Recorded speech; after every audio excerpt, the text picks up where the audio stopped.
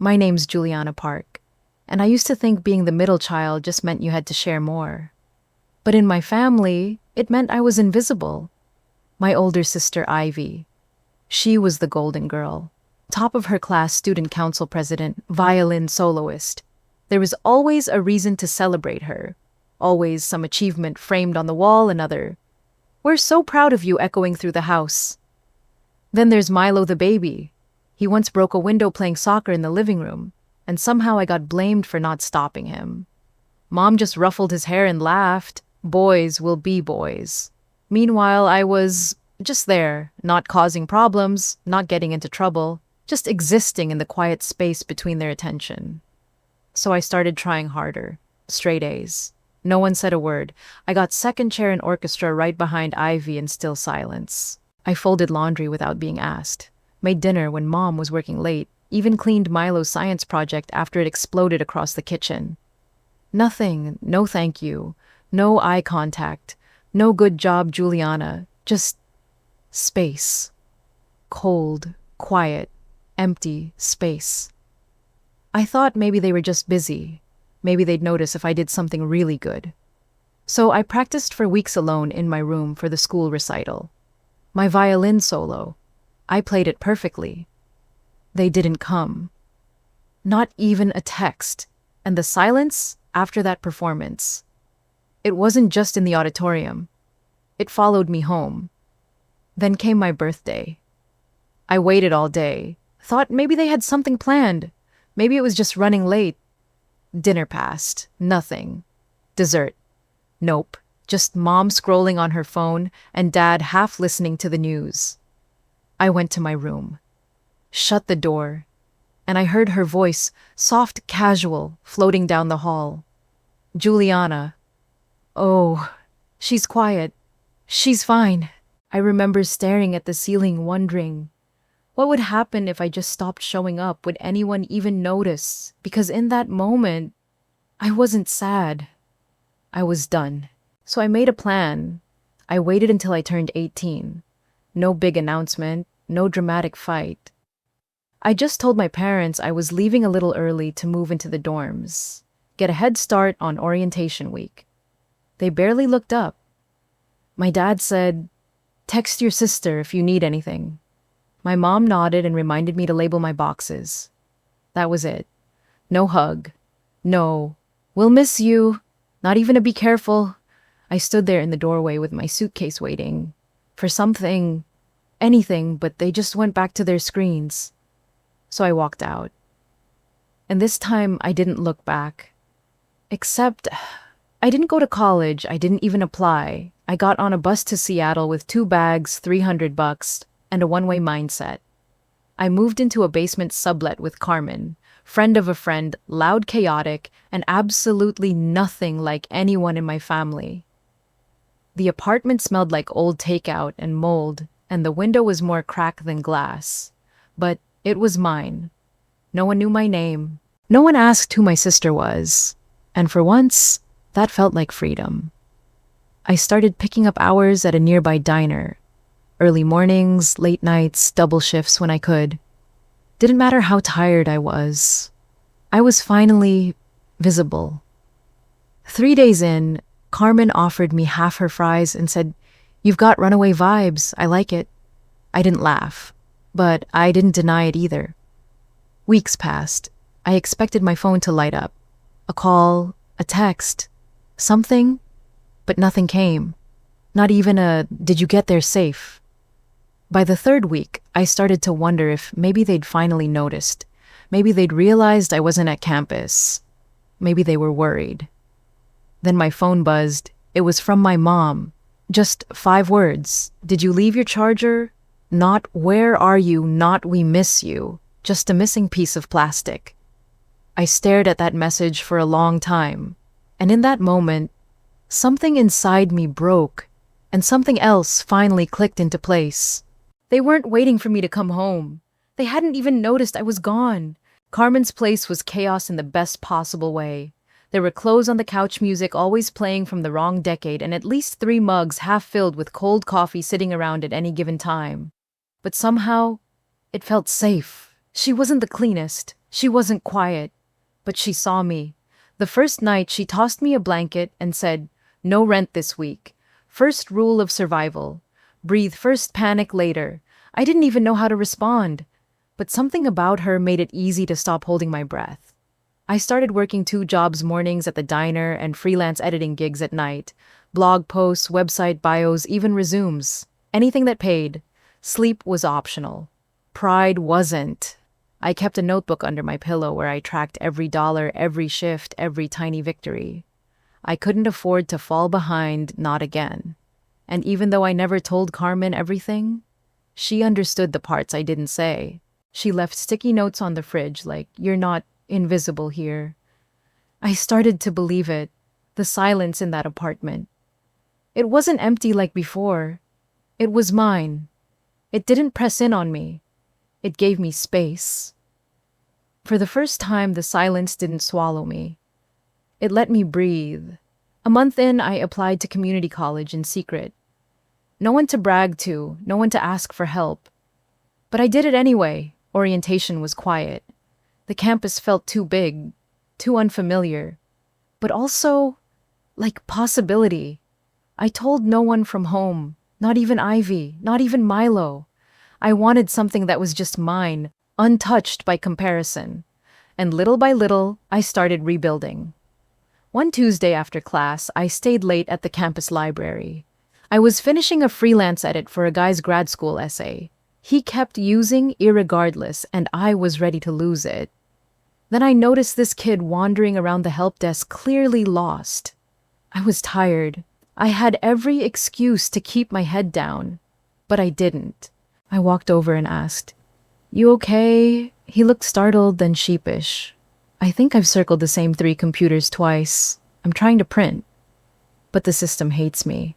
I laughed before I could stop myself. "It hates everyone. Let me show you." His name was Eli, and neither of us knew it yet. But that 5-minute printer rescue, it was the start of something that would change everything. Things didn't magically get easier, but they got clearer. I learned how to make meals that didn't come from a microwave, how to stretch $20 across 5 days, how to fix a leaky sink with YouTube and sheer willpower. Every little win felt huge. Filing taxes on my own, getting my first A in Complit, learning how to parallel park without crying.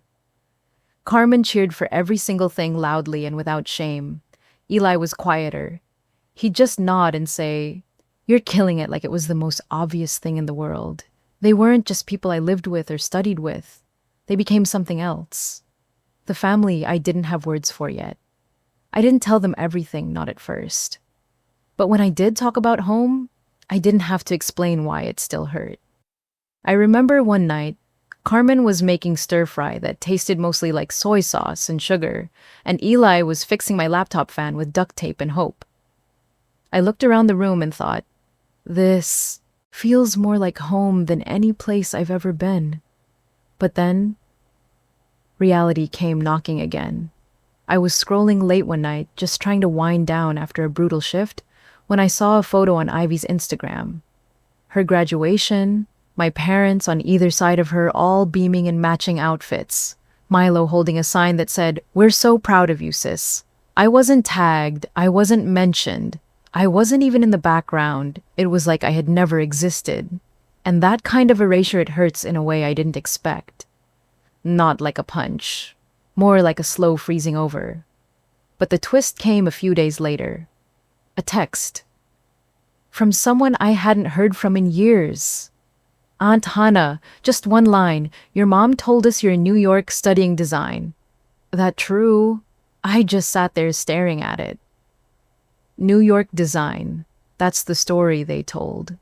They couldn't be bothered to ask where I really went, but they made up a version of me that sounded better.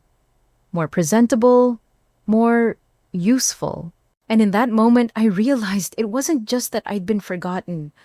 I'd been replaced. It had been almost 2 years. 2 birthdays. 2 Christmases. Dozens of family dinners that went on without me. And then out of nowhere, my phone lit up. Dad, mobile. I stared at the screen like it was a ghost calling. I didn't answer. I couldn't. The voicemail came 30 seconds later. Hey, it's me. Dad, we haven't seen you in a while, just wondering how you're doing. Let's catch up sometime. That was it. No, I'm sorry. No, we've missed you, just some flat, awkward small talk. Like I'd been gone for a week, not 2 years. It didn't sound like a father missing his daughter. It sounded like someone checking an item off a list. I didn't respond. I just sat there on the edge of my bed listening to that message over and over until it stopped sounding like anything at all. The next morning, another message, this time from Ivy. Can you come home? It's about Mom. No details, no emotion, no warning. Just a request like I was still supposed to drop everything and show up when they snapped their fingers. Carmen was in the kitchen making toast with too much butter when I told her. She didn't hesitate. Don't do it, she said. Not unless you're sure it's for you. I gave a half shrug. It's probably nothing. Maybe Mom's sick, maybe they need something. I don't know. Exactly, she said. You don't know. And they didn't even tell you. They just summoned you. She wasn't wrong. A few hours later, I mentioned it to Eli while we walked back from class. The wind was sharp, the air smelled like rain, and I could feel his eyes on me before I finished the story. If you go, he said quietly, do it for you, not for them. I didn't say anything right away, because deep down, I wasn't sure who I'd be going back for. I agreed to meet them, 1 hour, neutral ground. A little cafe near campus, public enough to avoid dramatics, quiet enough that I could hear every word. I got there early and sat with my back to the wall. 10 minutes later, they walked in. My dad looked older, grayer than I remembered. His suit was wrinkled like he'd been sitting in it too long. My mom looked exactly the same. Not a hair out of place, not a flicker of emotion when she saw me. Just a nod. Like we were meeting for coffee after work. They sat down, and we all kind of stared at the table for a while. Then came the small talk. How's school? Do you like Seattle? We saw a news story about that bookstore downtown. Wasn't that near you? I didn't answer much. Because none of it mattered. What I needed to hear was never going to come from a weather report. Eventually, my dad cleared his throat. There's something we wanted to talk to you about. I leaned back and crossed my arms. Your grandmother passed away, he said. She left behind some things, and we thought since you were close to her, maybe you could help us sort them out. That was the moment it clicked. This wasn't about me. It never was. It wasn't about missing me, or apologizing, or even trying to understand why I left. It was about convenience. They didn't come to fix anything. They came because they needed something. Because I was a loose thread in a family story, they were trying to stitch back together for appearances. I looked them both in the eyes and said, calm and clear, I'm not here for your convenience.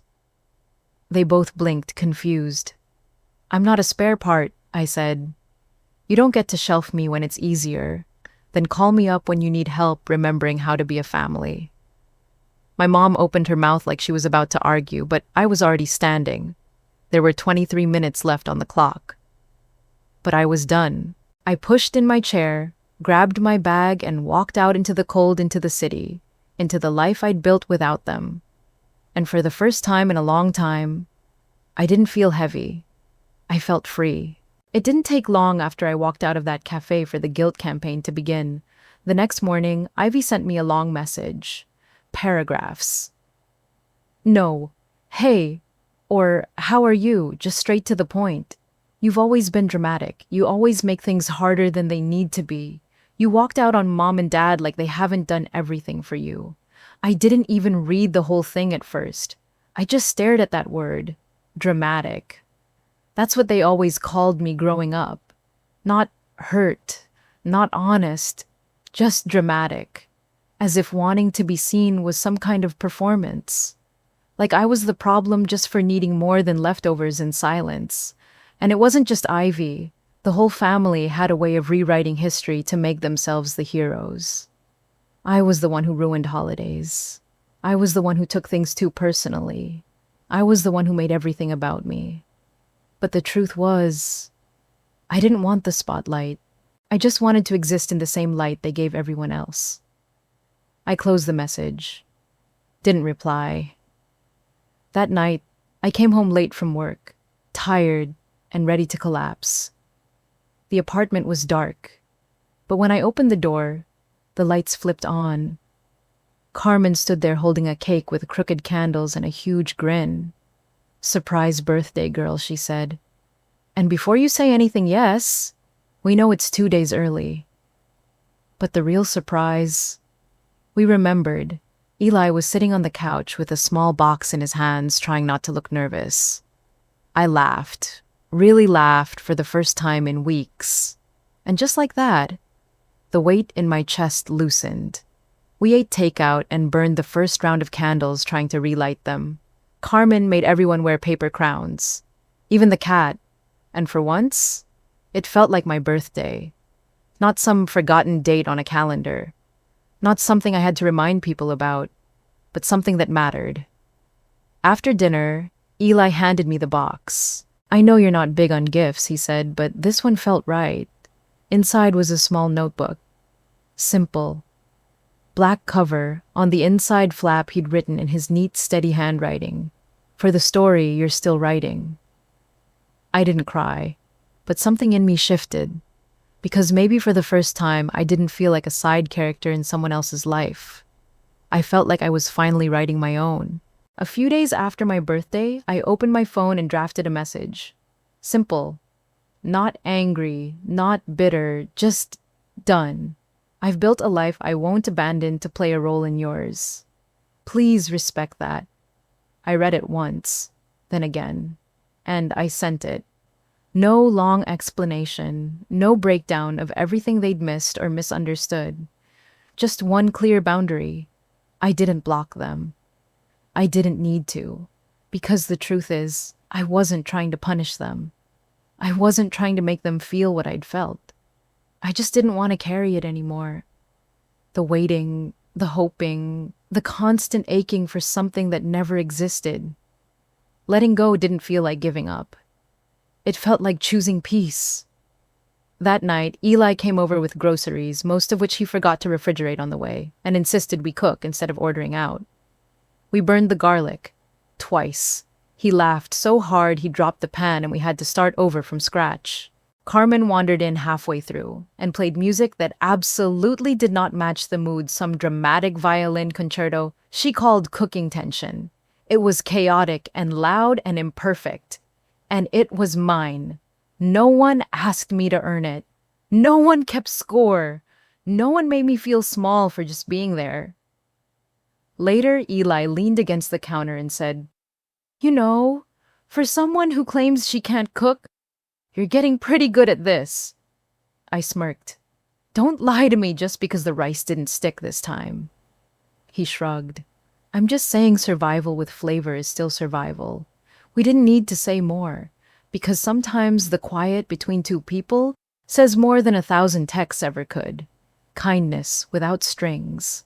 That's what love should be. I'm 21 now. In a few weeks, I'll walk across a stage and get a piece of paper that says I made it. But the truth is, I already knew that, because making it wasn't about the degree. It was about the nights I chose myself, the days I kept going, the moments I stayed when it got hard and left when I knew I should. Last weekend, I took the bus back through my old neighborhood. I didn't plan to, it just happened to be on the route. And there it was, my childhood house, still beige, still with that crooked mailbox. I watched it pass through the window, and for the first time I didn't feel anything. No ache, no pull, no anger. I didn't stop. Because I wasn't going back. I didn't run away. I walked towards something better. Now I come home to a tiny apartment that smells like garlic and fabric softener. Carmen's inside singing off key to a playlist she refuses to update. Eli's next to me on the balcony, handing me a mug of tea with that small, easy smile that says everything without trying too hard. The city glows below us. The heater ticks softly behind us. And the quiet. This quiet feels like a friend. It's not the silence of being forgotten. It's the kind that wraps around you when you finally feel safe. For years, I thought I needed to be found. But the truth is, I found myself. And if you've ever felt invisible, like your story didn't matter, I hope this reminds you your voice does matter. You don't have to wait for permission to move forward. You get to decide what comes next.